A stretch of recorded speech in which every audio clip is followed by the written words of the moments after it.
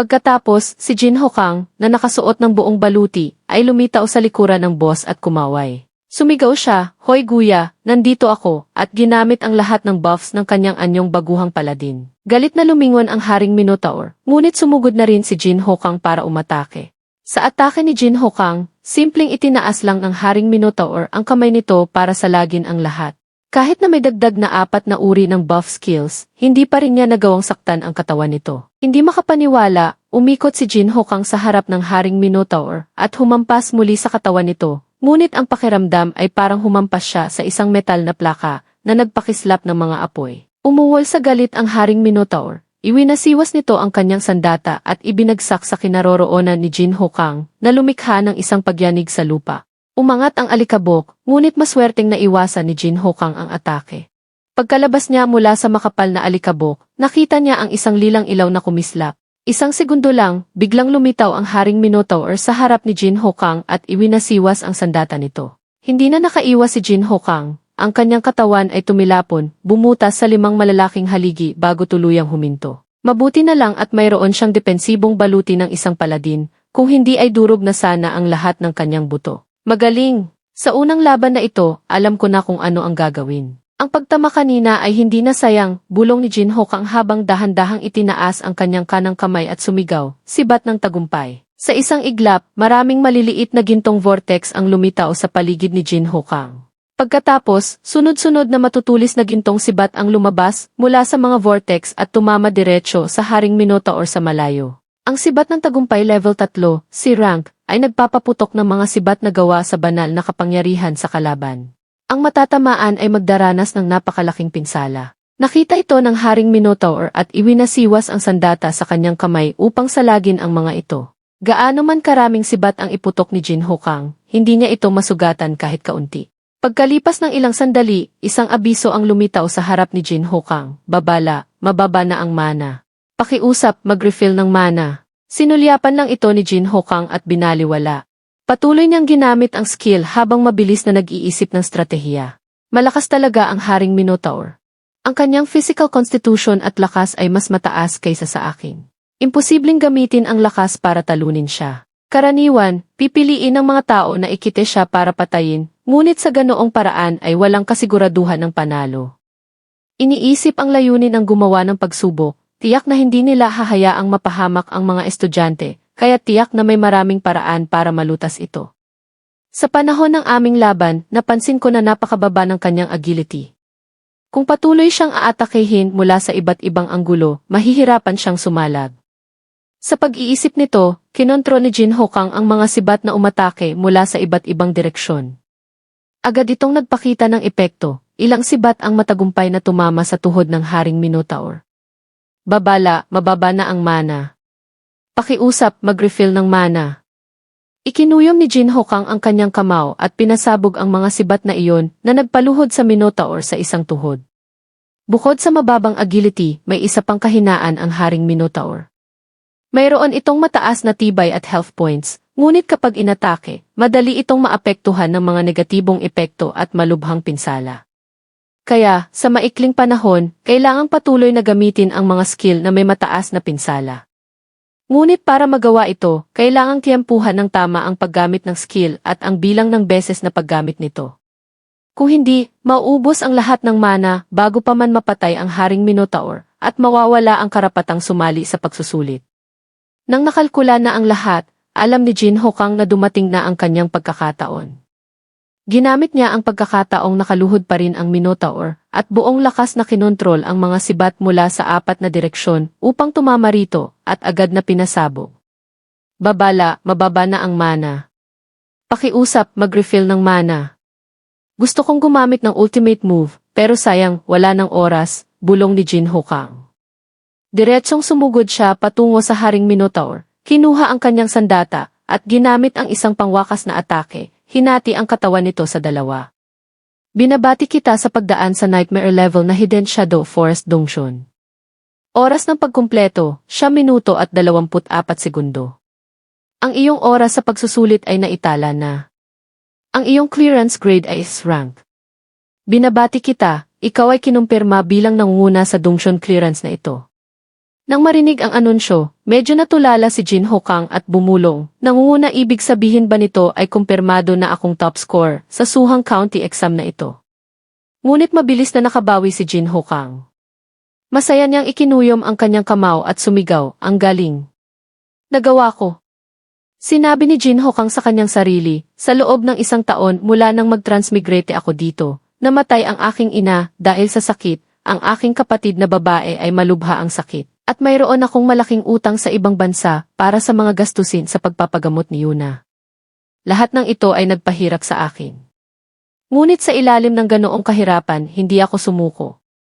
Kung hindi ko kayang taasan ang aking attribute points, pagkatapos ay magsisikap akong magsanay ng mga kasanayan sa pakikipaglaban, patitibayin ang aking fighting will. Ang paglitaw ng sistema ay nagbigay sa akin ng pangalawang pagkakataon na baguhin ang aking buhay. Ngayon na hawak ko na ang aking kapalaran, kailangan kong samantalahin ang pagkakataong ito at magsikap ng higit pa kaysa kaninuman. Desidido na ako, hindi ako mag-aalinlangan. Oras na para bumalik. Pagkasabi nito, inayos ni Jin Ho Kang ang kanyang damdamin. Inalis niya ang kanyang baluti at lumakad patungo sa vortex. System announcement. Binabati kita sa pagkakamit ng 5,121 experience points, 20 free attribute points, 20 skill points. Level up to level 11. Level up to level 12. Level up to level 13. Binabati kita sa pagkuha ng equipment, Tropical Forest Belt. Attributes, Constitution positibo 10, Strength panandang pandagdag 7. Level requirement, 10. Set effect, sa panahon ng labanan sa gubat, makakatanggap ng tuloy-tuloy na buff batay sa sariling constitution. Health recovery speed -3, stamina recovery speed -3, mana recovery speed -3. Binabati kita sa pagkuha ng equipment, Tropical Forest Ring. Level requirement, 10. Set effect, sa panahon ng labanan sa gubat, makakatanggap ng tuloy-tuloy na buff batay sa sariling constitution. Health recovery speed -3, stamina recovery speed -3, mana recovery speed -3. Item, Strawberry as 10. Tandaan, pagkatapos gamitin, nagre-restore ng tiyak na halaga ng mana. Item, Minotaur King Card nas 1, Gold Grade. Tandaan, Enchanting Material. Pagkatapos ng matagumpay na enchantment, ang lakas ng equipment ay maaaring gamitin positibo 2-0. Paglabas pa lang ni Jin Ho Kang sa vortex, sinalubong siya ng malakas na sigawan. Welcome back, Senior Jin Ho. Mahal kita, Senior Jin Ho. Ikaw ang aking Diyos, Senior Jin Ho. Ang galing mo, Jin Ho. Napakalakas ni God Jin Ho. Jin Ho God. Jin Ho God. Jin Ho God. Nagulat si Jin Ho Kang. Bago pa siya makapag-adjust, narinig niya ang sunod-sunod na click sa kanyang tainga. Lumingon si Jin Ho Kang at nakita ang isang grupo ng mga reporter na nakatutok ang kanilang mga kamera sa kanya, ang mga flash ay walang tigil na kumikislap. Sa tabi niya, 2 tao ang papalapit sa kanya, si punong guro Luo Heng at ang direktor ng edukasyon na si Jie Dao. Nanguna si Luo Heng nang umiti at nagsabi, sa loob ng 10 minuto, mag-isang tinapos ang isang nightmare level dungeon. Ito ay isang bagay na hindi pa nangyari sa alinmang 2 akademya sa loob ng 100 taon. Sa aking maraming taon ng karanasan sa pagsusuri ng mga pagsusulit, si Jin Ho Kang ay ganap na makakamit ang posisyon ng top score ng Suhang County. Ang kanyang hinaharap ay maliwanag. Ngumiti si Jin Ho Kang at sumagot, masyado po kayong mapagpuri. Sa sandaling iyon, isang kotse ang dumating na nagdulot ng kaguluhan sa mga tao. Kaninong kotse iyan? Bakit diretsong pumasok sa examination grounds? Hindi ba yan ang A400 artifact na maaaring mag-convert sa flight mode? Ha? Iyan ba ang A400 na kotse na kayang ipagpalit sa isang bahay sa kabisera? Iyan nga.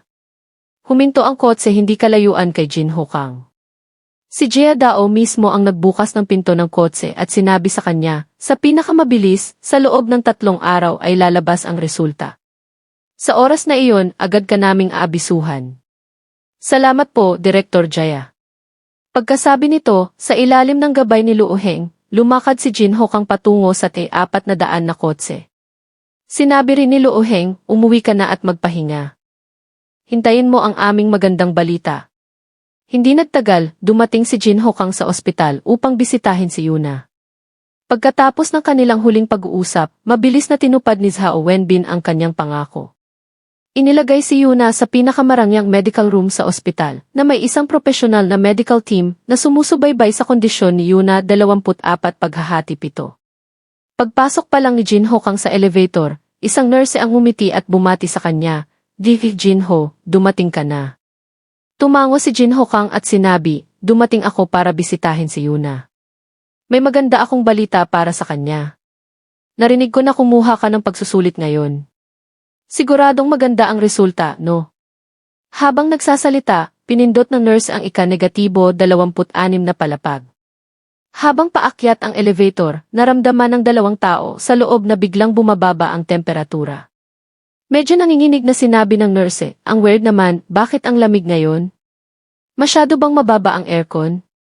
Napansin ni Jin Hokang ang malamig na hangin na pumapasok mula sa siwang ng pinto. Naging seryoso ang kanyang mukha. Pagdating sa ika-26 na palapag, pagbukas ng elevator, ang tanawin sa harap nila ay nagpatakot sa nurse at napasigaw, ano nang nangyari? Nakita na ang buong mahabang pasilyo ay natatakpan ng isang patong ng yelo. Kahit ang mga tao dito ay hindi nakaligtas, naging mga estatwang yelo sila na may mga mukha na puno ng takot. Yuna, bulong ni Jin Hokang sa kanyang sarili. Nag-aalala, mabilis siyang tumakbo patungo sa kwarto ni Yuna. Iniwan ang nurse sa likod. Jin Holy. Sinubukan ng nurse na tawagin si Jin Hokang, ngunit bago pa niya matapos ang kanyang salita, siya rin ay naging isang estatwang yelo dahil sa lamig. Sa panig ni Jin Hokang, sinira niya ang pader ng yelo sa kwarto ni Yuna at sumugod papasok, sumisigaw, Yuna. Isang segundo lang, natigilan siya sa nakita niya. Si Yuna ay nakahiga sa kama, halatang nasasaktan. Mula sa kanyang katawan, patuloy na lumalabas ang malamig na hangin na nagiging isang malaking ice dragon sa ere. Sa tabi ng kama, isang tao ang nagpapanatili ng isang spell na tila ginagamot si Yuna. Nang makita ni Jin Hokang na aatakehin ang ice dragon, ang babaeng nagpapanatili ng healing spell ay biglang sumigaw, Jin Ho, tigil. Huwag mong atakihin. Nang marinig ito, binitawan ni Jin Hokang ang kanyang intensyon na atakihin ang ice dragon. Lumapit si Jin Hokang sa babae at nagsalita. Ate King, ipaliwanag mo. Kung walang ingat na sasaktan mo siya, malamang na mayanig at mabasag ang puso ni Yuna. Bakit may dragon? Tanong ni Jin Hokang. Sumagot si Ate King, ang malamig na sakit ni Yuna ay biglang sumiklab. Lahat ay magiging mga haliging yelo dahil sa malamig na hangin. Sa ngayon, kaya ko lang pigilan ang malamig na hangin sa loob ng palapag na ito. Umalis ka na rin agad. Nag-aalalang sumigaw si Jin Hokang, paano si Yuna, Shad? Pinuto ni Ate King ang sasabihin niya, Jin Ho, walang high-level na priest, limitado lang ang magagawa ko. Bahagyang kumalma si Jin Hokang. Naiintindihan ko. Pagkasabi nito, palihim na nag-utos si Jin Hokang sa sistema, lahat ng skill points, i-upgrade ang slow heal. Slow heal level 4. Enhanced slow heal level 1-0. Nagbibigay daan sa mga kasamahan sa loob ng isang tiyak na saklaw na dahan-dahang gumaling habang pinapataas din ang kanilang stamina at mana. Ang epekto ay tumatagal sa isang tiyak na panahon. Agad na ginamit ni Jin Hokang ang slow heal kay Yuna. Namangha si Ate King, ang mana na nasa healing skill ng isang paladin ay napakalakas pala. Mas malakas pa kaysa sa akin, isang level 23 priest. Habang pinapanatili ang skill, sinabi ni Jin Hokang, Ate King, ako na ang bahala dito. Pumunta ka at abisuhan si Sekretaryo Zhao. Sabihin mo sa kanya na kailangan niyang mag-imbita ng isang high-level na priest. Sumagot si Ate King, puno na ang schedule ng mga high-level na priest. Nakipag-appointment na si Sekretaryo Zhao para sa susunod na linggo. Kahit na madaliin pa siya ngayon, hindi na aabot. Lumingon si Jin Hokang, seryoso ang mukha, at nagsabi, sabihin mo kay Sekretaryo Zhao, basta't kaya niyang mag-imbita ng isang high-level na priest, sa hinaharap, anumang oras, ako, si Jin Hokang, ay walang kondisyong tutuparin ang isang kahilingan niya. Hinding-hindi ako magsisinungaling. Tinitigan ni Ate King si Jin Hokang ng ilang sandali, pagkatapos ay tumango, tumalikod, at tumakbo para hanapin si Secretary Zhao. Bumalik si Jin Hokang sa paggamot kay Yuna. Ang pagsiklab ng malamig na hangin ay isang bagay na pinagdadaanan ni Yuna gabi-gabi sa loob ng isang taon. Sa ilalim ng impluwensya ng malamig na hangin, ang buong katawan niya ay sobrang sakit, mas masahol pa sa kamatayan. Kamakailan, lalong lumala ang lamig. Ngunit hindi niya inaasahan na ang malamig na hangin ay makakaapekto na sa labas. Palihim na naggitngit si Jin Hokang at patuloy na ginamot siya, kahit na ang kanyang mga kamay ay nagsimula ng magpakita ng mga senyales ng pag-ielo. Unti-unting lumipas ang oras. Dumilim na. Nang malapit nang maubos ang mana ni Jin Hokang, isang berdeng bola ng ilaw ang biglang lumipad papasok sa silid. Ito ay parang isang rubber ball, patuloy na tumatalbog at tumatama sa Ice Dragon na nagdulot ng kaunting lamat sa katawan nito. Napansin ni Jin Hokang ang masakit na ekspresyon sa mukha ni Yuna at sumigaw, "Teka! Huwag mo siyang hawakan." Biglang tumama ang berdeng bola kay Jin Hokang na nagpatilapon sa kanya. Pagkatapos, isang babae na may dalang malaking brush na parang tungkod ang lumitaw sa silid, kumakaway at nang aasar sa Ice Dragon. Roar! Umungol ang Ice Dragon at sumugod sa babae. Iwinasiwas ng babae ang brush na parang pamalo at malakas na hinampas ang ulo ng Ice Dragon. Pagkatapos, gamit ang dulo ng brush, patuloy siyang gumuhit ng mga espesyal na simbolo sa katawan ng Ice Dragon. Biglang kumislap ng berdeng ilaw ang mga mata ng babae. Iwinasiwas ang brush at malakas na hinampas ang Ice Dragon. Isang magic circle ang lumitaw. Ang Ice Dragon ay tinamaan papunta sa direksyon ni Yuna. Ang katawan nito ay unti-unting lumiliit hanggang sa naging isang bolang yelo at pumasok sa katawan ni Yuna. Nang makita na gumaan na ang ekspresyon sa mukha ni Yuna at hindi na nasasaktan tulad ng dati, nagtaka si Jin Hokang at bumulong, "Ayos na." Sa sandaling iyon, lumingon ang babaeng gumamot at tiningnan si Jin Hokang. "Ikaw si Jin Hokang, di ba? Matagal ko nang naririnig ang iyong pangalan." "Ako si Liana Kui, isang second job transfer, level 35 priced mula sa Qingyun City." Sumagot si Jin Hokang, "Hello, Miss Kui." Sinabi ni Liana Kui, "Si Director Jaya ang nagmakaawa sa akin na pumunta rito para gamutin ang iyong kapatid." Habang tinitingnan si Jin Hokang, naisip ni Liana Kui, kung hindi sinabi ni Director Jaya na ang lalaking ito ay maaaring maging provincial top scorer, hindi ko sana sinira ang mga patakaran. Kayang harapin ang malamig na hangin ng ganoon katagal, hindi nagsinungaling si Director Jaya. Nagtanong si Jin Hokang, "Miss Kui, ano po ba talaga ang sakit ng kapatid ko? Magagamot pa ba?" Sumagot si Liana Kui, "Ang malamig na hangin na lumalabas at nagiging isang anyo, ito ay isang senyales ng bloodline awakening." Nagulat si Jin Hokang at sumigaw, "Bloodline awakening." Alam niya na nang lumitaw ang larong eternal, maraming manlalaro ang pumili ng mga kakaibang lahi tulad ng mga elf, higante at demonyo. Pagkatapos magsama ang laro at realidad, ang mga manlalaro ng kakaibang lahi ay nagpakita rin ng mga katangian ng kani-kanilang bloodline. Halimbawa, ang mga may elven bloodline ay naging asul ang mga mata at tumulis ang mga tainga. Ang mga may giant bloodline ay umabot sa 3 tandang bawas 4 metro ang taas. Sa loob ng 200 taon, ang mga manlalaro ng kakaibang lahi ay nag-asawa ng mga tao. Sa bawat henerasyon, ang kanilang bloodline ay humina, at unti-unting nawala ang mga katangian at espesyal na kakayahan ng kakaibang lahi, maliban sa isang espesyal na kaso, bloodline awakening. Ipinaliwanag ni Liana Kui, ang bloodline awakening ay may dalang kapahamakan at biyaya. Kapag matagumpay na nagising, makokontrol mo ang kapangyarihan ng kakaibang lahi, at ang pag-upgrade at pag-aaral ng mga skill ay magiging mas madali. Ngunit kung mabigo, ang pinakamagaan ay pagkaparalisa, ang pinakamalubha ay kamatayan. Ang iyong kapatid ay pinahihirapan ng malamig na hangin dahil siya ay masyadong mahina upang makayanan ang kapangyarihan ng kanyang bloodline. Kung tama ang hula ko, nagising na niya ang Frost bloodline, isang bihirang uri ng bloodline. Para makayanan ang bihirang bloodline na ito, kailangan niyang baguhin ang kanyang physical constitution. Sa pagkakaalam ko, isang uri lamang ng makalangit na kayamanan, ang Extreme Cold Ice Lotus, ang makakapagbago ng physical constitution ng isang tao. Ngunit, napakabihira ng bagay na ito. Ang huling beses na lumitaw ito ay sa isang auction 30 taon na ang nakalipas, na binili ng isang misteryosong tao sa halagang 1.3 bilyon. Sa loob ng 3 buwan, ang malamig na hangin sa katawan ng iyong kapatid ay ganap na sasabog at hindi na makokontrol. Ang isa pang paraan ay ang paggamit ng Great Seal Technique para direktang isil ang kanyang bloodline. Pagkatapos mong magdesisyon, gamitin mo ang token na ito para makipag-ugnayan sa akin. Ngunit, ang kapalit ay hindi na makakapag-level up ang iyong kapatid sa hinaharap. Nang makaalis si Liana Kui, hawak ni Jin Hokang ang token at malalim na nag-isip. 5 araw ang lumipas. Katatapos lang ni Jin Hokang sa kanyang pang-araw-araw na gawain ng isang system panel ang lumitaw. Squats 200 paghahati 200, push-ups 200 paghahati 200, sit-ups 200 paghahati 200. Weapon swings 200 paghahati 200.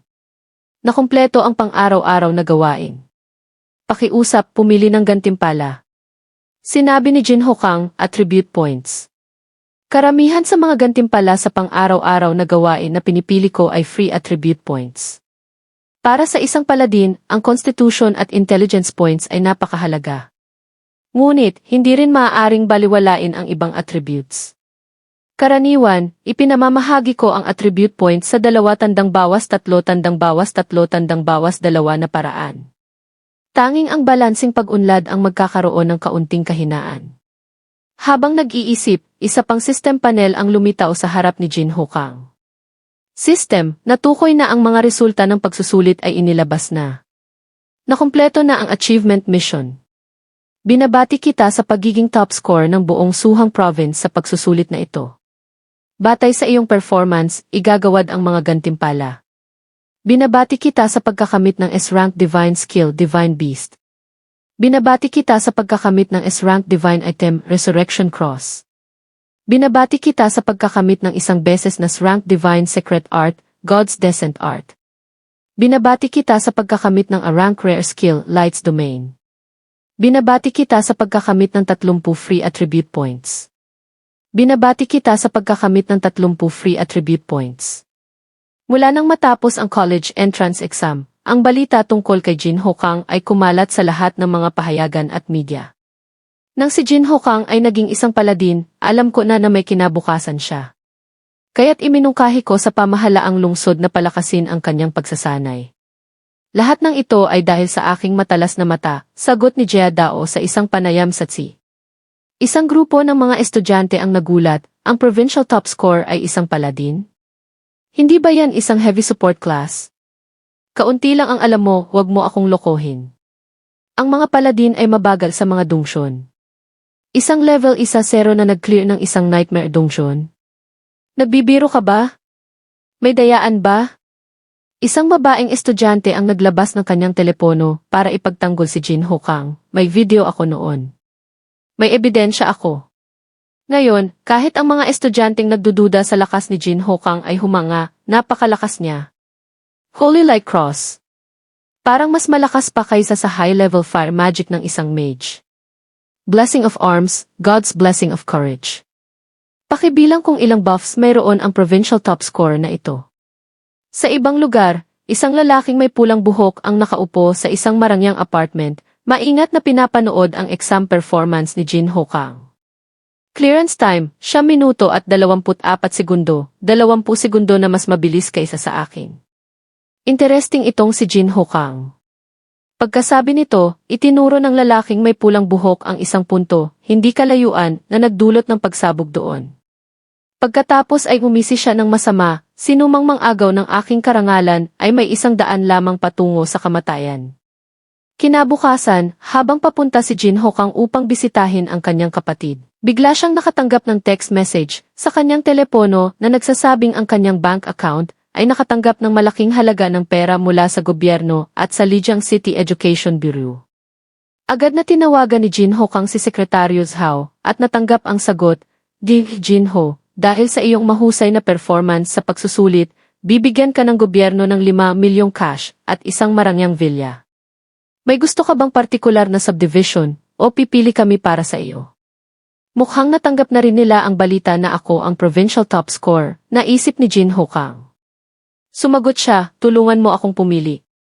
Narinig ko na darating na ang mga recruiter mula sa 3 nangungunang unibersidad.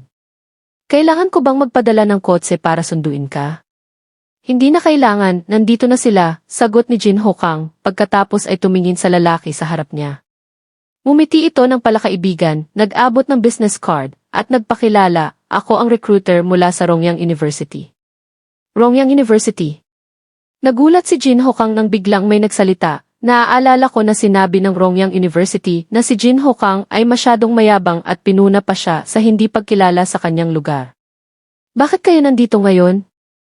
Ang recruiter ng Rongyang University ay tumingala sa malakas na lalaki na nakatayo sa hagdan ng isang helicopter. Si Zhao Qianfu, na nagsabi niyon, ay isang taong walang paningin. Tinanggal na siya sa paaralan. Pagkasabi nito, nahihiyang tumingin ang recruiter sa Jin Ho Kang, estudyante Jin Ho Kang, kung gusto mong pumasok sa aming paaralan, handang mag-alok ang Rongyang University ng 4 milyong ki. Ano mang kondisyon na handang ibigay ng Rongyang University, doblehin ng Modu University. Tiyak na makukuha ng Modu University si Jin Ho Kang. Mga Ginoo, habang maaga pa, umuwi na kayo. Ang malakas na lalaki ay lumapag at nagsalita ng may kumpiyansa, na nagpagalit sa guro ng Rongyang University. Sa sandaling iyon, isang boses ng babae ang narinig ni Jin Ho Kang sa kanyang tainga, na itanong mo na ba sa Qingjing University? Pagkatapos noon, isang babaeng maililang buhok at mga pakpak ng anghel ang yumakap kay Jin Ho Kang at lumipad sa kalangitan bago pa siya mahawakan ng malakas na guro. Matapos solohin si Jin Ho Kang, bumulong ang gurong maililang buhok sa kanyang tainga, estudyante Jin Ho. Ang Qingjing University ay walang ibang mayaalok kundi sapat na cultivation resources. Sa 4 na taon sa universidad, bawat taon ay magbibigay kami ng rank cultivation resources. Katatapos lang magsalita ng gurong maililang buhok nang bigla siyang hinigop ng isang magic circle na lumitaw sa kanyang likuran. Pagkatapos, isang babaeng guro na nakasuot ng itim ang tumayo sa harap ni Jin Ho Kang at ng babaeng guro, dahan-dahang nagbabanta. Ang pagnanakaw ng top score ay nangangailangan ng labanan ng resources, pinansya, at reputasyon. Ano mang maibibigay ng Qingjing University, maibibigay ko rin sa Suhang University. Ano ang ibig sabihin ng direktang pagnanakaw ng tao? Kung hindi mo siya ibababa, huwag mo akong sisihin kung magiging bastos ako. Ang malakas na guro ay lumipad na rin at sumali sa gulo. Tama iyan, hindi mo mapipilit ang isang bagay. Jin Ho Kang, ang Modu University ay hindi lamang magbibigay ng rank resources taon-taon, kundi magbibigay din ng isang buong set ng gold-grade equipment para sa iyo. Ang gurong maililang buhok, kahit galit na galit, ay naging praktikal at dahan-dahang ibinaba si Jin Ho Kang.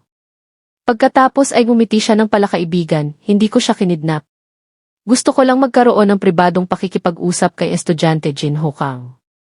Estudyante Jin Ho Kang, pumili ka na. Estudyante Jin Ho, ako si Sumini, ang recruiter mula sa Suhang University. Ang Suhang University ay naniniwala sa lakas bilang hari. Hanggat makakapasok ka sa Earth at Heaven ranking sa paaralan, hindi lamang rank resources, kundi pati na rin rank resources ay makukuha mo. Bukod dito, ang Suhang University ay nangunguna sa freshman exchange competition sa nakalipas na 4 na taon. Makikita rito na ang kakayahan ng Suhang University sa paghubog ng mga estudyante ay numero 1 rin. Hindi nasiyahan ang gurong maililang buhok, Sumini, anong ibig mong sabihin? Dahil lang nanalo kayo ng ilang kompetisyon, nagyayabang na kayo.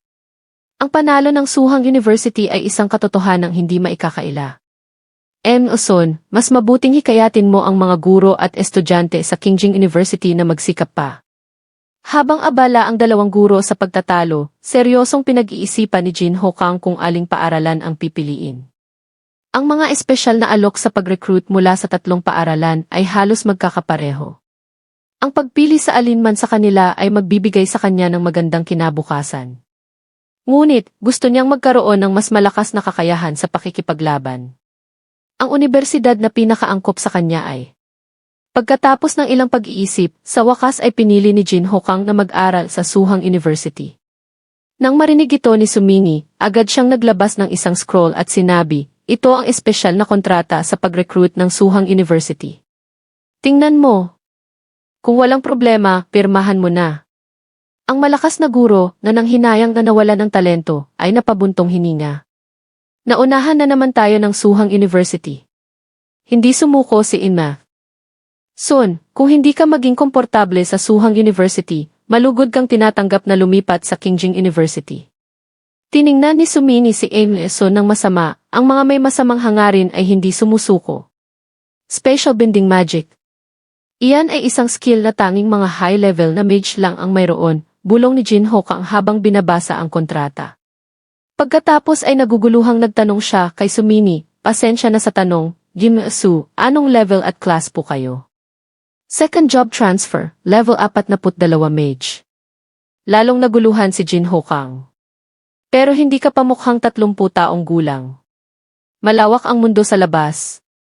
Kapag pumasok ka sa Suhang University, makakakita ka ng mas maraming batang eksperto. Ang galing, tuwang-tuwang sagot ni Jinho Kang. Sa huli, halos wala siyang katapat sa kanyang edad. Kung makakatagpo siya ng mga taong makakalaban sa Suhang University, mas mabilis siyang unlad. Pagkatapos pumirma, kinuha ni Sumini ang kontrata at nagbilin, sige, bibigyan kita ng 1 linggo para mag-impact. 1 linggo mula ngayon, susunduin kita para mag-enroll. Ha! Ang aga naman ng enrollment sa Suhang University. Kumindat si Sumini, syempre. Ang mga estudyanteng espesyal na ni-recruit ay kailangang dumating ng maaga para sumailalim sa mas mataas na antas ng pagsasanay. Mas mabilis ding tataas ang kanilang lakas.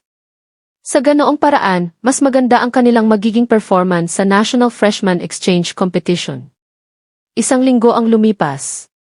Matapos lumipat si Jinho Kang at Yuna sa kanilang bagong villa, oras na para mag-enroll si Jinho Kang. Bago umalis, hiniling niya kay Sekretaryo Zhao na alagaan ang kanyang kapatid habang wala siya. Pagkatapos ay paulit-ulit niyang pinayuhan si Yuna sa lahat ng bagay bago sumakay sa kotse ni Sumini. Habang nakatingin kay Jinho Kang na patuloy na lumilingon sa kanyang kapatid, ngumiti si Sumini at nagtanong, ito ba ang unang beses mong malayo sa bahay? Opo. Kung gayon, kailangan mong maghanda. Hindi pa man naiintindihan ni Jinho Kang ang ibig sabihin ni Sumini, ang kotse ay dumaan na sa isang special gate. Ang Isuhang University City Security ay agad na lumitaw sa kanyang paningin. Hindi naman tayo nagmamadali, hindi na kailangang gumamit ng teleportation magic circle. Pagkasabi nito, tumingin si Jinho Kang sa paligid at nakita ang mga kotse na lumilipad mula sa magic circle at hindi niya mapigilang mamangha. Ang mga ordinaryong teleportation magic circle ay kontrolado ng militar. Tulad ng maliliit na teleportation magic circle na ginagamit ng mga priest, kailangan pa rin ang pahintulot mula sa pamahalaang lungsod. Ang Suhang University ay may pakikipagtulungan sa military district, kaya't nagtayo sila ng isang malaking teleportation circle malapit sa paaralan. Napaka-convenient at ligtas, paliwanag ni Sumini pagkatapos ay itinuro ang unahan. Nandito na tayo.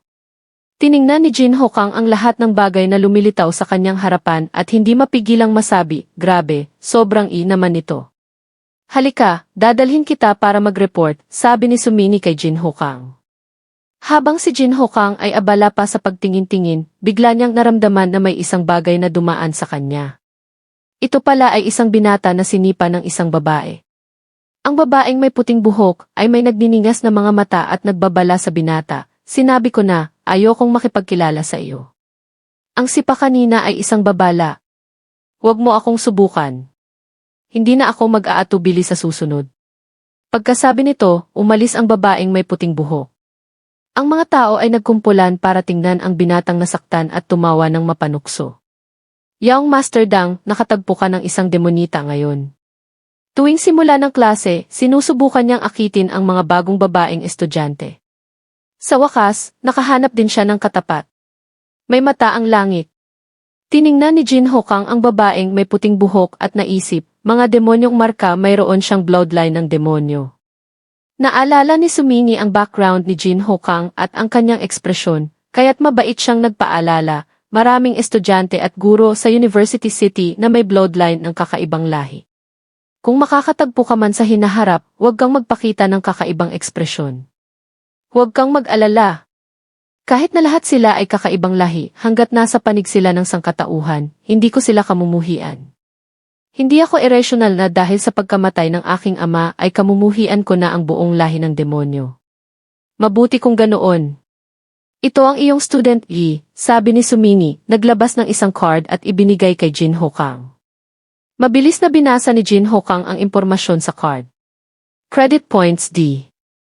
Ipaliwanag ko ang mga patakaran sa paaralan. Una, ang ranking system. Bawat school year ay may kaukulang ranking. Kung mas mataas ang iyong lakas, mas mataas ang iyong ranking. Ang ranking ng mga bagong estudyante ay batay sa resulta ng college entrance exam. Ikaw ang numero 1, kaya't ikaw ang pinakamalakas na bagong estudyante, ngunit ito ay pansamantala lamang. Pagkatapos ng isang buwan, magkakaroon ng kompetisyon sa pagitan ng mga bagong estudyante. Ang ranking ay muling aayusin batay sa mga resulta. Mula ngayon, ikaw ang magiging target ng lahat. Lahat ay gustong agawin ang iyong posisyon. Kung ako na ang top scorer ngayon, hindi ko hahayaang mawala ang posisyong ito, mayabang na sagot ni Jin Hokang. Ngumiti si Sumini at patuloy na ginabayan si Jin Hokang sa isang tour, habang nagpapaliwanag, sunod ay ang credit system. Ang mga bagong estudyante ay magkakaroon ng basic credit points batay sa kanilang serial number. Ang mga credit ay maaaring gamitin para sa pagkain, pagbili ng equipment, gamot, skill books, at iba pa. Hanggat may sapat kang credits, mabibili mo ang lahat ng gusto mo, kasama na ang S-rank skills at resources. Bukod sa ranking, may dalawa pang paraan para makakuha ng credits. Una ay ang credit missions. Maaari mong gamitin ang iyong student EC para magrehistro at maghanap ng mga misyon sa website, tanggapin ang angkop na misyon, at kumpletuhin ito para makakuha ng kaukulang credits. Ang pangalawang paraan ay batay sa ranking sa Earth at Heaven boards, kung saan makakatanggap ka ng fixed credits buwan-buwan. May halos 1,000 estudyante sa buong unibersidad. Maraming gustong makapasok sa Earth at Heaven boards. Huwag kang maging mayabang. Bukod dito, ang unibersidad ay may 3 secret dungeons. Ang unang dungsyon ay ang Goblin Underground City na may level limit na 17 hanggang 21. Ang pangalawang dungsyon ay ang Twisted Forest na may level limit na 23 hanggang 26. Ang pangatlong dungsyon ay ang Purgatory na may level limit na 28 hanggang 31. Bukod sa pag-abot sa level requirement, kailangan mo ring magbayad ng tiyak na halaga ng credits para makapasok. Bago mo maabot ang sapat na level, maaari kang magsanay sa training area. Ang mga training partners ay maaaring tunay na tao o maaari kang lumaban sa mga robot. Ang mga malalakas ay may absolutong karapatang magsalita at may pinakamaraming resources. Ito ang paraan ng kaligtasan dito. Isang grupo ng mga estudyante ang naglalakad sa kabilang direksyon. Ang binatang nangunguna sa grupo ay bumati kay Sumini, pagkatapos ay nagpatuloy sa paglalakad kasama ang kanyang grupo. Nang dumaan sila kay Jin Hokang, ilang estudyante ang tumitig sa kanya at nagbulungan, sino siya at bakit siya ginagabayan ng guro. Nga, tayo ay ginagabayan ng mga senior sa grupo ng 10. Baka may backer siya. Si Wang Li, isang binatang mukhang maalam sa grupo, ay nagsabi, hindi nyo alam. Ang top scorer sa bawat batch ay laging personal na inaasikaso ng guro sa enrollment procedures. Una, para mabilis siyang masanay sa kapaligiran, at pangalawa, para maakit ang mga top score sa hinaharap kapag pumipili sila ng paaralan. Kung gayon, siya pala ang top score ng batch na ito. Baik Xiaosheng, ano ang kanyang background? Sabihin mo pa. Ang mga bagong estudyante, kasama na ang babaeng may puting buhok, ay sabik na naghintay ng sagot mula kay Baik Xiaosheng. Jin Hokang, top score ng Suhang Province, level 13 pala din. Tulad ng iba, nang unang marinig ang class ni Jin Hokang, hindi nila maiwasang magulat. Hindi ka ba nagkakamali? Ang paladin ay isang support class lang. Naaalala ko na sinabi mo na ang pangalawa ay si Shen Lingfeng, isang level 14 na berserker. Paano nalampasan ng isang support class ang isang berserker? Hoy, ano nang pinagsasabi nyo? Hindi kayo naniniwala sa akin. Ang reputasyon ko bilang Baik Xiaosheng ay hindi biro. Isang babaeng estudyante na hindi mapigilan ang paghanga sa kagandahan ay sumingit, ang gwapo niya. Pwede siyang maging artista. Nang marinig ng babaeng may puting buhok, si Shen Lingfeng, ang kahanga-hangang profile ni Jin Hokang, hindi niya maiwasang tingnan siya at suriin. Siya pala ang top scorer. Sa grupo ng mga bagong estudyante, si Liu Jing, na nakakita sa crush niyang si Shen Lingfeng na nakatitig kay Jin Hokang, ay nakaramdam ng selos. Sadyang nagsalita siya ng malakas, sa tingin ko, ang ranking na iyan ay pangalan lang at walang laman. Narinig ito ni Jin Hokang at agad na lumingon sa direksyon ng boses. Lumabas si Liu Jing sa harap ng mga estudyante at hinamon si Jin Hokang. Ako si Liu Jing, isang level 13 punishment knight, rank 38 DE. Pinagdududahan ko na maisapat kang lakas para maging numero 1. Gusto kitang hamunin sa isang laban. Ang binatang nangunguna sa grupo ay tinapik ang balikat ni Liu Jing at pinaalalahanan siya, ang hamon sa laban ay isang pribadong bagay. Huwag mong abalahin ang oras ng lahat. Sa kanyang isip, nagmura siya, tanga. Makakakuha ako ng isang credit sa paggabay sa mga bagong estudyante. Ano nang ginagawa mo ritong nanggugulo? Tinabig ni Liu Jing ang kanyang kamay at sumagot, pasensya na, senior. Magiging maingat ako. Lalong nagalit ang binatang nangunguna sa grupo. Ang tangang ito. Ang ranking ay desisyon ng punong guro at mga guro mula sa 5 malalaking akademya.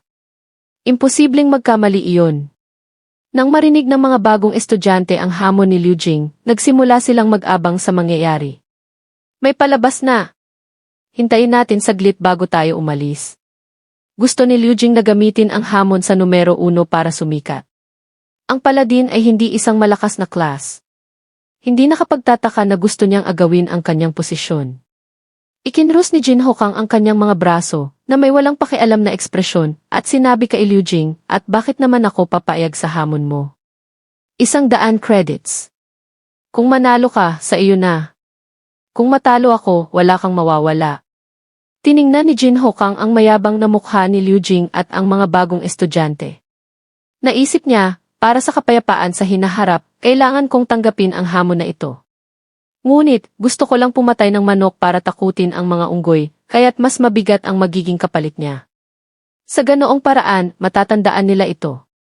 Kaya't nag-alok si Jin Hokang ng taya, 300 credits. Lalabanan kita ng 1 beses.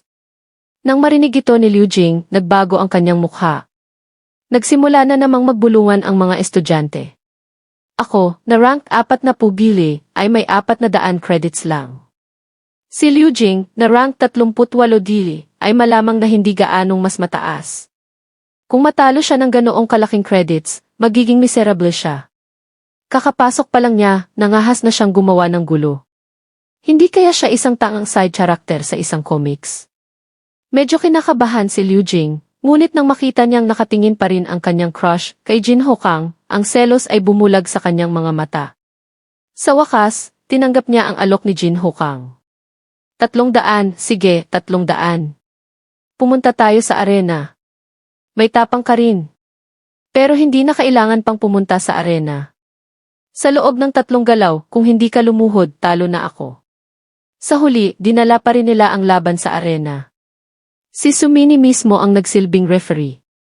Pagkatapos ng 3 segundong countdown, agad na sumugod si Liu Jing para umatake. Sa kanyang isip, kinakalkula niya, ang punishment knight at paladin ay parehong hidden classes. Ang punishment knight ay nakatuon sa burst damage, habang ang paladin ay nakatuon sa suporta. Hanggat mabilis ko siyang matatalo bago pa siya makagamit ng buffs, madali ko siyang matatalo. Sa sandaling iyon, hindi sinasadyang tumingin si Liu Jing kay Shen Lingfeng sa ibaba ng arena. Titingnan niya ako. Ipinokus niya ang kanyang isip, iwinasiwas ni Liu Jing ang kanyang espada at ginamit ang skill na Blood Key Slash, isang malakas na hiwa patungo kay Jin Hokang. Ngunit, madali itong naiwasan ni Jin Hokang, na sinipa siya sa tiyan na nagpatumba sa kanya agad. Walang kwenta, sabi ni Jin Hokang sa kanyang isip, medyo nadismaya. Akala ko pa naman may maganda siyang ipapakita. Isang galaw lang, bagsak na siya. Lumapit ang binatang nangunguna sa grupo upang suriin ang mga pinsala ni Liu Jing at nag-report kay Sumini, Ma'am, si Liu Jing ay may 5 basag na tadyang, internal bleeding at walang malay. Jitset, dalhin siya sa isang priest para gamutin. Habang nagsasalita si Sumini, ginamit niya ang mga student ni Liu Jing at Jin Hokang para mag-operate sa sistema. Pagkatapos ng ilang sandali, ibinalik niya ang card kay Jin Hokang. Nailipat na ang 300 credits sa iyong student B. Ang mabilis na laban ay nagpamangha sa mga bagong estudyante. Ang Blood Key Slash ng isang punishment knight ay napakahirap salagin, pero isang sipa lang niya, nasira na niya ito. Ito ba ang lakas ng numero 1? Nasa ibang level talaga sila. Ang agwat ng kanilang lakas ay dapat na hindi bababa sa 20 puntos. Hindi na mapakali si Shen Lingfeng. Tumayo siya at nag-alok na labanan si Jin Hokang. Nang makita ko siya sa gate, napansin ko na hindi lang siya may bloodline ng demonyo, kundi mayroon din siyang inherited equipment. Ito ang unang beses kong makakita ng inherited equipment. Gusto ko ring makita ang lakas nito. Ginamit ni Jin Hokang ang key appraisal para suriin ang impormasyon ng kanyang kalaban. Sandata, Dark Moon Ancient Sword. Kalidad, Inherited, 3 star. Kinakailangang lahi, tao. Kinakailangang class, swordsman. Epekto, hindi alam. Pagkatapos ng ilang sandali, sumagot si Jin Hokang, sige. Isang laban na naman ang magsisimula. Dahil alam niyang hindi biro ang kanyang kalaban, nagpa siya si Jin Hokang na gamitin ang kanyang Mystic Light War Mace para harapin si Shen Lingfeng. Sandata, Mystic Light War Mace. Kalidad, Gold, 3 Attributes, Constitution positibo 1-8, Intelligence positibo 2-4. Epekto, pinapataas ng isang level ang lahat ng rank na light element skills at mas mababa. Pinagmulan, System Lottery. Sa pagkakataong ito, kahit ang mga estudyante mula sa second at third year ay dumating para manood. Isang bagong estudyante na kararating lang ay nagkaroon na agad ng away. Mga manok lang na nag-aaway, sabi ni Li Dongsheng, isa sa mga opisyal ng Aurora Society, isang level 29 archer na nagkataong dumaan. Nang makita niya si Sumini, bumati siya at nanatili para manood ng laban. 3-2. Isa magsimula. Nang tumunog ang hudyat, agad na sumugod ang dalawa. Habang ginamit ni Shen Lingfeng ang E-Extreme Shadow Slash para sumugod at hiwain ang kalaban sa bilis ng kidlat, ginamit naman ni Jin Hokang ang T-Violent Mace Strike. Itinaas ang kanyang malaking mace at malakas na ibinagsak sa lupa, na lumikha ng area of effect damage at nagpatalsik sa kalaban. Nang magtama ang dalawang skill, isang malakas na pagsabog ang naganap. Pagkatapos, pareho silang napaatras dahil sa epekto ng skill ng isa't isa. Napakalakas. Isa siyang halimaw, naisip ni Shen Lingfeng, at itinaas ang intensity ng kanyang demonic key slash. Naglalagay ng dark attribute sa kanyang sandata at lumilikha ng isang malakas na dark slash patungo kay Jin Hokang. Nang makita ni Jin Hokang ang atake ng kanyang kalaban, hindi siya natakot. Sa halip, tuwang-tuwa siyang sumigaw, ang galing. Sa wakas, mayroon na akong makakalaban ng harapan. Sige pa. Uppercut, maaaring magsagawa ng isang pataas na atake, itinataas ang kalaban. Enhanced Combo Thrust, habang umaatake pasulong, nagdaragdag ng pangalawang atake. Wave Slash, naglalabas ng isang malakas na hiwa sa harap na nagpapalabas ng isang wave. Ang wave ay magdudulot ng maraming atake sa kalaban at magpapatalsik sa kanila. Ice Mountain Strike, tumatalo ng maikling distansya, pasulong at hinahampas ang sandata sa lupa na may maraming hit judgments. Ang huling atake ay maaaring magpatumba sa kalaban. Patuloy na ginamit ng dalawa ang kanilang mga skill ang may kasanayan para atakihin ang isa't isa, ngunit hindi pa rin matukoy kung sino ang mananalo. Ang mga manonood sa ibaba ng arena ay napanganga habang pinapanood ang dalawang figura na gumagalaw sa bilis ng liwanag. Seryoso ba, dalawang estudyante ba talaga ang naglalaban? Pagkatapos ng ilang sandaling pag-iisip, sinabi ni Li Dongsheng, isang spirit sword master. Kung wala siyang alas, malapit na siyang matalo.